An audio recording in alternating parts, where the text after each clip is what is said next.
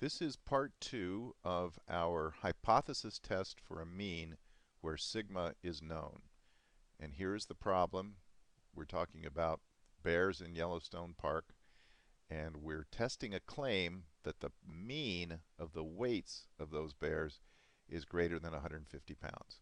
In part 1, we assembled all of these things on the hypothesis test checklist. We found out what the claim is, we found out what the hypotheses were, we found the sample data, and we found alpha. Now we're going to go down to the calculator and actually solve this problem. So if you have my outline, I'm going to switch Word documents now for a minute and show you the relevant page of my outline, which is right here. At the top of the page of the outline says Chapters 6, 7, and 8, Summary Notes. Well, in the Triola book, hypothesis tests are introduced in Chapter 8. So I'm going to come down to Chapter 8. And this is what we're going to be looking at.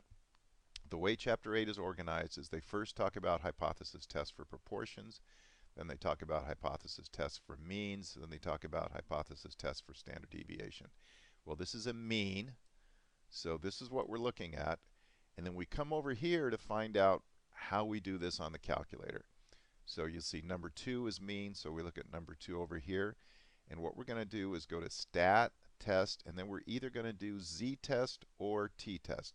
So this outline tells you which calculator function to use depending on which kind of a problem you're trying to solve. So we're either going to do z-test or t-test. And if you remember from part 1 of this presentation, we said if sigma is known, when sigma is known, we use z-test. And sigma, again, is the population standard deviation. So we're going to go to z-test. And the way we do that is stat tests z-test. You can see that right here. So I'm going to come over to the calculator now. We're going to press the stat button. We're going to arrow over to tests. And there you see z-test right there. So I'm just going to push the enter key.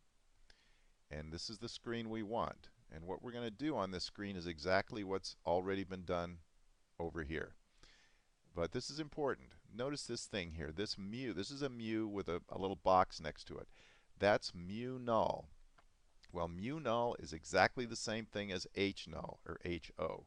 So what the calculator wants from you right here is the number in HO. And if you remember our hypotheses, HO, let's go back up and take a look at it. HO is that mu equals 150. So we're going to put 150 into mu null. And as long as we're at it, come down here and look at this. This says mu does not equal mu null, or mu is less than mu null, or mu is greater than mu null. Well, that's H1, the alternative hypothesis. And you can see here that H1 is that mu is greater than 150.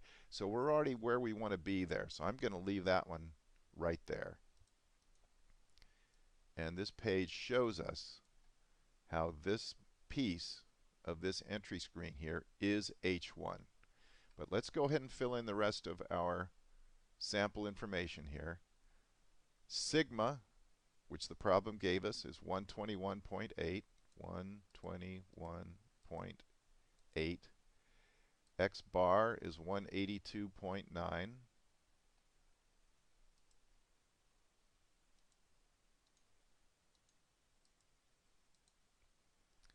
N is 54. And as I noted, this is already where it needs to be. Now we're going to go down and calculate.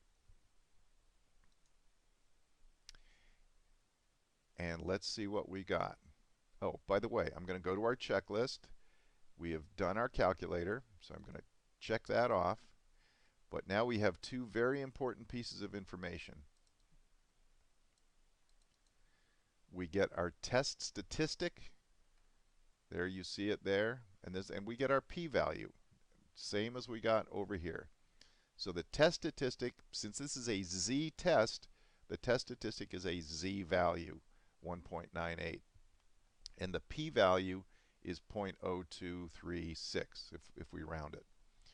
So these are the important things that the calculator gives us: the test statistic and the p-value. So that is all we need to get out of the calculator, and now we're going to work with that information from the calculator. And here we are.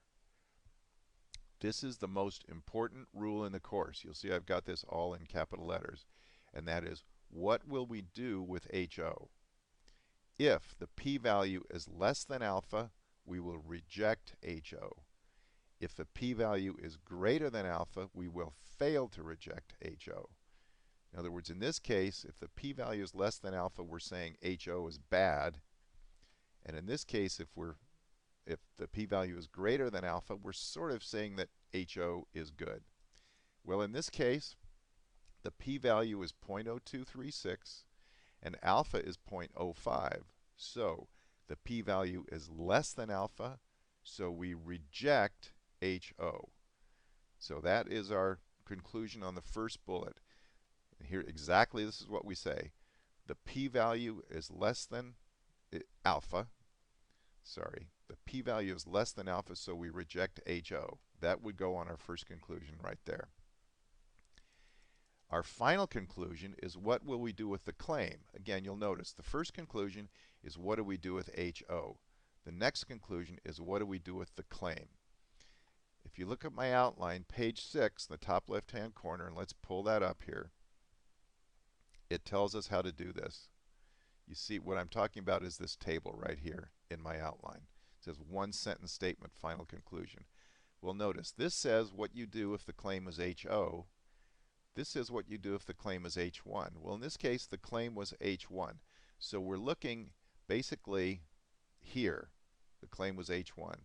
But now we got to see, did we reject HO or did we fail to reject HO? Well, in this case, we rejected HO. That's this right here.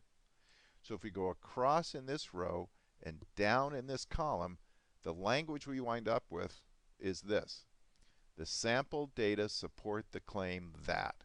So those are the magic words we're going to use. And we have to complete that statement by filling in what the claim was. So let's go back to our main worksheet here. What will we do with the claim? Look at the outline. Here we go. Just what it said on that last screen. The sample data support the claim that, and now we just pick up the claim right from the original problem. The population mean of all such bear weights is greater than 150 pounds. Remember, see, I have this all in red. This is so important. If sigma, which is the population standard deviation, is known, we use z-test. If sigma is unknown, we use t-test. So we are now done. I'm going to check the box, and we have completed our hypothesis test of a mean where sigma is known. We have not considered the situation yet where sigma is unknown. One other clarification is, we just use the p-value method to do this hypothesis test. There's also another method called the traditional method, which we did not use. And also, I did not show you the formula for calculating the test statistic.